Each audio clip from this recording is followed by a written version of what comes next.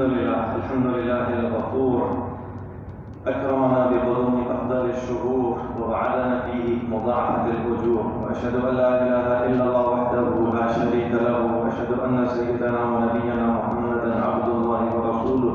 اللهم صل وسلم وبارك على نبينا محمد وعلى آله وصحبه أجمعين والتابعين لهم بإحسان إلى يوم الدين. أما بعد، میرے معزز بھائی برادران اسلام، آج ہمارے جمعہ کے خطبہ کا موضوع ہے عن قریب، جلد ہی، کچھ دیر بعد، کچھ گھڑیوں بعد، کچھ گھنٹوں بعد اللہ سبحانہ و تعالیٰ کے فضل و کرم سے ہم پر عظیم الشان مہینہ رمضان المبارک طلوع ہونے والا ہے. تو برادران اسلام، ہر مومن، ہر مسلمان کو اس مبارک مہینے کی آمد پر اللہ سبحانہ و تعالیٰ کے دربار میں رجوع کرنا چاہیے، اس لیے کہ قرآن کریم کا ارشاد ہے یا ایھا الذین آمنوا کتب علیکم الصیام. یہ 5، 6 گھنٹے، 8 گھنٹے، 13 گھنٹے، 14 گھنٹے کا جو بھوک پیاس برداشت کرنا ہے یہ آپ کے لیے فرض کیا گیا ہے. کما کتب علی الذین من قبلکم، یہ آپ مت سمجھے کہ یہ تکلیف خالی آپ کو ہے، یہ آپ سے پہلے جتنی امتیں گزر چکی ہیں سب پر روزہ فرض کیا گیا ہے، سب پر روزہ فرض کیا گیا تھا. اس کی وجہ کیا ہے؟ اس کا سبب کیا ہے؟ کیوں یہ روزہ فرض کیا گیا؟ کیوں یہ بھوک پیاس تکلیف برداشت کرنے کا حکم دیا گیا؟ کیوں یہ انسان کو اپنے ظاہر اور باطن کو کنٹرول کرنے کا حکم دیا گیا؟ لعلکم تتقون. آپ ایک دفعہ آپ اس معیار کے مطابق روزہ رکھیے جس معیار کو اللہ نے مقرر کیا ہے. اللہ سبحانہ و تعالیٰ کی کتاب قرآن کا وعدہ ہے لعلکم تتقون. اس زمین کے اوپر آسمان کے نیچے آپ سب سے زیادہ متقی لوگ ہوں گے، آپ سب سے زیادہ ایمان والے ہوں گے. تو برادران اسلام، اس مبارک مہینے کی آمد پر اللہ سبحانہ و تعالیٰ کی توفیق ہر مسلمان، ہر مومن کو میسر ہوگی. نماز با جماعت کا اہتمام کیا جائے گا، تراویح پڑھی جائیں گی. ہر مومن، ہر مسلمان اپنی توفیق، اپنی اطاعت اور اپنی بساط کے مطابق قرآن کریم کی تلاوت کرے گا، ذکر اذکار کرے گا اور اعمال صالحہ کو اپنانے کی کوشش کرے گا. تو اللہ سے دعا ہے کہ اللہ سبحانہ و تعالیٰ صحت اور عافیت کے ساتھ، سلامتی کے ساتھ اللہ آپ کو اور مجھ کو اس ماہ مبارک میں داخل فرمائے اور پھر پورا مہینہ اس مبارک مہینے کی ہر ایک گھڑی میں، ہر ایک ساتھ میں آپ کو اور مجھ کو برکت عطا فرمائے. تو برادران اسلام، اللہ سبحانہ و تعالیٰ کی یہ سنت ہے، اللہ سبحانہ و تعالیٰ کا یہ قانون ہے، اللہ سبحانہ و تعالیٰ کی یہ رحمت ہے.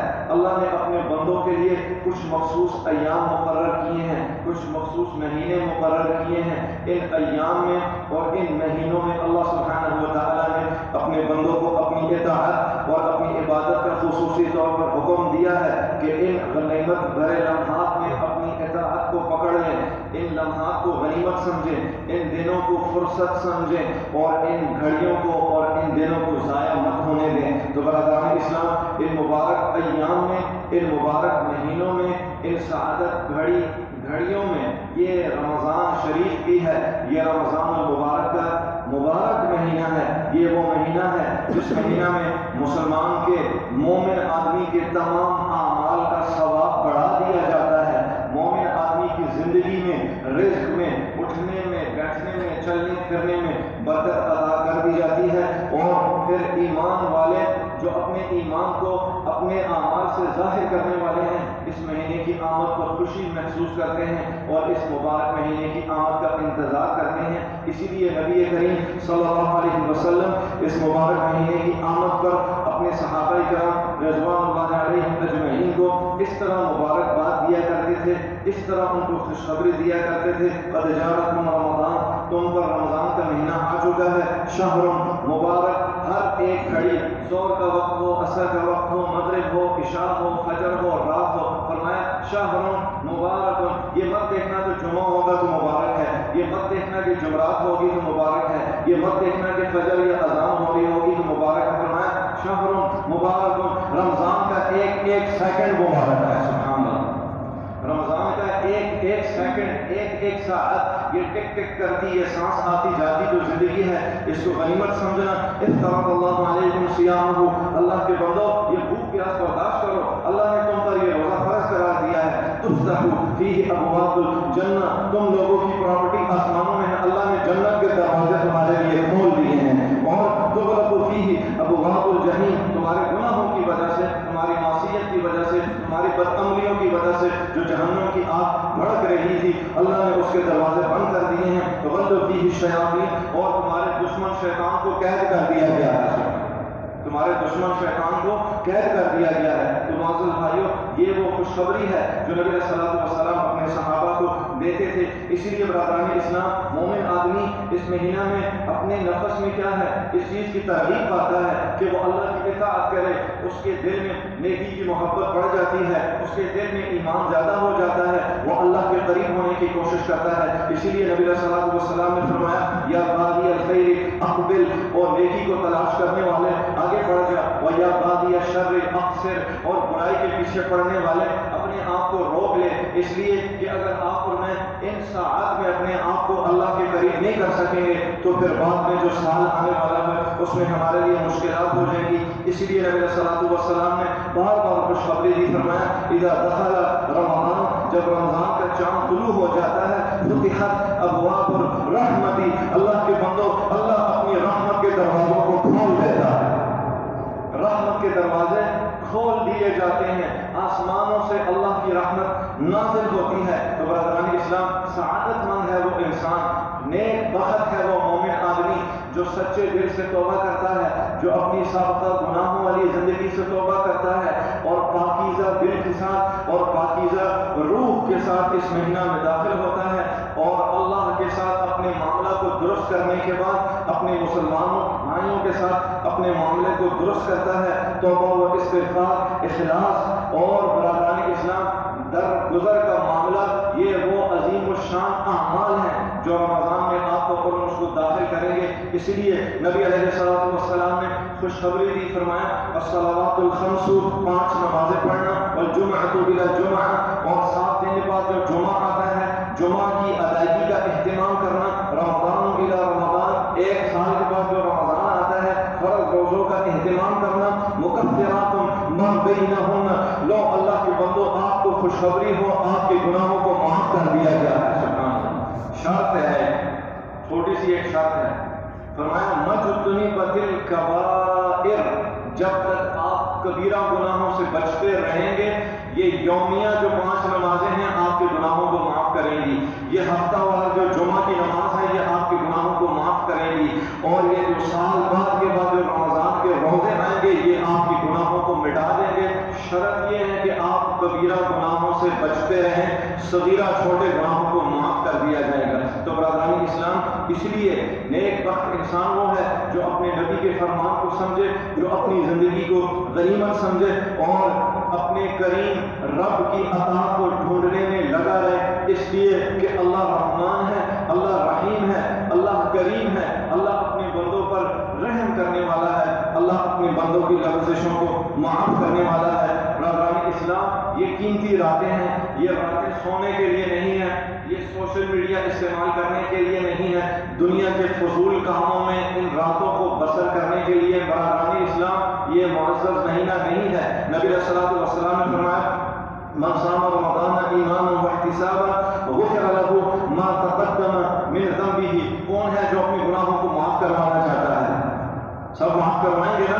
تو اپنے نبی کا فرمان پر غور سے سنیں، آپ کے نبی کہتے ہیں جو ایمان کی حالت میں، جی جو ایمان کی حالت میں اور ثواب کی امید رکھتے ہوئے رمضان کے روزے رکھے گا، اللہ اس کے پہلے گناہوں کو معاف کر دیں گے۔ سبحان اللہ، اللہ اس کے پہلے گناہوں کو معاف کر دیں گے۔ اس سے بڑی کوئی خوشخبری ہو سکتی ہے؟ اس سے بڑی کوئی ترغیب ہو سکتی ہے برادران اسلام؟ اس سے زیادہ میرے نبی آپ کا دکھ کر سکتے ہیں؟ اس سے بڑھ کر نبی کی شفقت کیا ہو سکتی ہے؟ پر میرے معزز بھائیوں، کہ نبی علیہ السلام آپ کی 60 سالہ 70 سالہ 80 سالہ 40 سالہ زندگی کے گناہوں کو اللہ کے دربار میں معاف کروا رہے ہیں۔ اس لیے برادران اسلام، ان راتوں کو بھی غنیمت سمجھیے، دن کی روشنی کو بھی غنیمت سمجھیے، اللہ کی رحمت اور مغفرت کو تلاش کریے، قرآن شریف کی تلاوت کا اہتمام کریں، با جماعت نمازوں کا اہتمام کریں، ذکر اذکار میں اپنی زبان کو تر کریں اور فضول کاموں سے اپنے آپ کو بچا کے رکھیں۔ ایمان، امن و امان اور سلامتی کو اپنا شیوا بنائیں، اپنے آپ کو بھی پاک کریں اور اپنے مسلمان بھائیوں کو بھی پاک ہونے کا موقع دیں۔ اللہ سبحانہ و تعالیٰ آپ کا میرا حامی و ناصر ہو۔ اللہ سبحانہ و تعالیٰ رمضان شریف کی تمام برکات آپ کو اور مجھ کو نصیب فرمائے۔ صلی اللہ تعالیٰ علی نبینا محمد وعلی آلہ واصحابہ اجمعین برحمتک یا ارحم الراحمین۔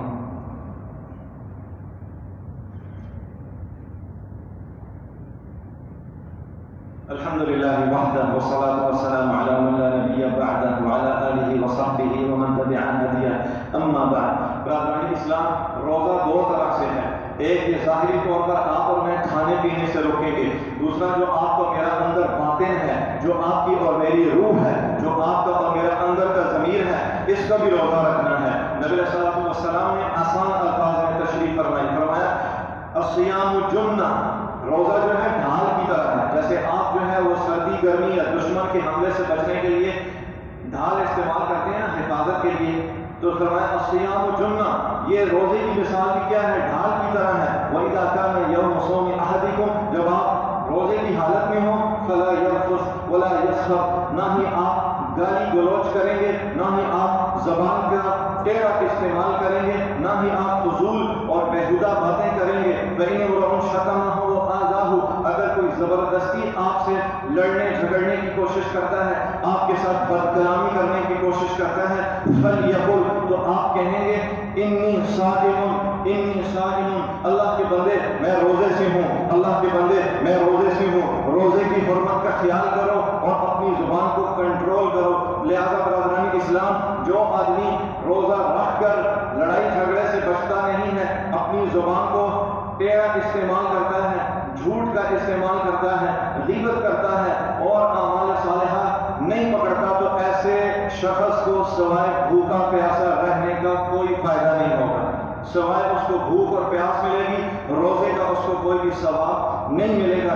اس لیے معزز بھائیو، نبی علیہ الصلوۃ والسلام کی تربیت سے جو لوگ تیار ہوئے، پیارے نبی کی جماعت، صحابہ کرام رضوان اللہ علیہم اجمعین، یہ وہ لوگ ہیں جو قیامت تک کے لیے قائد قرار دیے گئے ہیں. پیارے نبی کے پیارے صحابی سیدنا جابر بن عبداللہ رضی اللہ تعالی عنہ کہتے ہیں، جب تم روزہ رکھا کرو میں گندے خیالات مت آئیں، اور ٹکڑا ہے زبان بہت خطرناک ہے، اس کی بنیاد پر یا تو تم جنت میں جاؤ گے یا تم کو جہنم میں پھینک. اختیار کرو، طمانینہ اختیار کرو، اپنے آپ کو عزت دو کہ اللہ نے تم کو یہ سعادت دی ہے. اور فرمایا جب تم روزے کی حالت میں ہو تو اتنا تو تم کرو نا، روزے والا دن اور بغیر روزے والے دن میں کچھ تو فرق ہونا چاہیے. جی، روزے والے دن میں اور بغیر روزے والے دن میں کچھ تو معیار ہونا چاہیے، کچھ تو فرق ہونا چاہیے. تو برادران اسلام، یہ وہ صحابہ کرام کی پیاری تعلیمات ہیں جو آج آپ کو اور مجھ کو ضرورت ہے. جیسے آپ اپنی اولادوں کو پیچھے گھروں میں کیا ہے حلال کی روزی دے کر بیچتے ہیں نا، تو اپنی جوان ہوتی ہوئی اولادوں کو نیک تربیت کا بھی جو ہے صلہ دیجیے، ان کو دین سکھائیے، روزے کی ترغیب دیں. اپنی گھر کی خواتین کو، ماؤں بہنوں بیٹیوں کو، بیویوں کو بولیں کہ جوان ہوتے ہوئے بچوں کو روزے رکھائیں، اس لیے کہ ہمارے سلف صالحین صحابہ کرام کے پاس جو تابعین کا طبقہ ہے، ان کا طریقہ کار تھا، وہ 10 سال کی عمر میں اپنے بچوں کو روزے رکھواتے تھے تاکہ بچہ جو ہے وہ اللہ سبحانہ و تعالیٰ کے حکم کو ماننے کے لیے تیار ہو جائے، اس کے دل میں اسلام کی، دین اسلام کی تعلیمات کا عزت پیدا ہو جائے، اور اس کے دل میں یہ اہمیت پیدا ہو جائے کہ اللہ کے حکم کو کیسے پورا کرنا ہے. اللہ سبحانہ و تعالیٰ آپ کا میرا حامی و ناصر ہو. اللہ بارک سبحانہ و تعالیٰ آپ کے ساتھ اور میرے ساتھ اپنی رحمت اور مغفرت کا معاملہ فرمائے. درود شریف پڑھیں تو انشاءاللہ دعا کرتے ہیں. اللهم صل على محمد وعلى آل محمد كما صليت على آل إبراهيم إنك حميد مجيد. اللهم بارك على محمد وعلى آل محمد كما باركت على آل إبراهيم إنك حميد مجيد.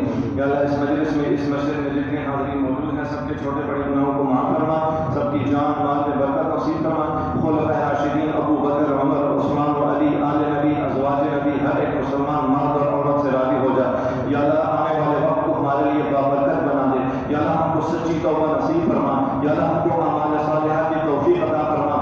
اپنی اطاعت کی اور نبی کی سنت پر چلنے کی توفیق عطا فرما. نبی کے پیارے صحابہ کا نقش قدم ہم کو عطا فرما. یا اللہ ہمارا خاتمہ بالایمان فرما. رمضان شریف کی ہر ایک گھڑی ہم کو بابرکت نصیب فرما. لیلۃ القدر کی رات ہم کو نصیب فرما. اپنی کتاب قرآن کے ساتھ ہمارا اٹھنا بیٹھنا جینا مرنا فرما. نبی علیہ الصلوۃ والسلام کی قیامت کے دن ہم کو شفاعت نصیب فرما. پہلے نبی کے پیارے صحابہ کے قدموں میں ہم کو اٹھنے کی توفیق عطا فرما. یا اللہ جتنے بھی بیمار ہیں، گھروں میں ہیں، ہسپتالوں میں ہیں، سب کو صحت عطا فرما. ہمارے مسلمان بہن بھائیوں میں سے، والدین میں سے جو دنیا سے چلے گئے ہیں، سب کو مغفرت نصیب فرما. شیخ زائر اور ان کے بھائیوں پر رحم فرما، ان کو جنت